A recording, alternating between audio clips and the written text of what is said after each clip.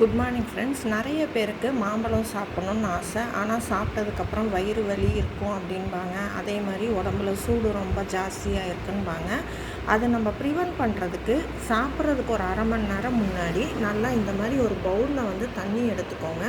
அதில் இப்படி mangoes add பண்ணி வச்சுக்கோங்க.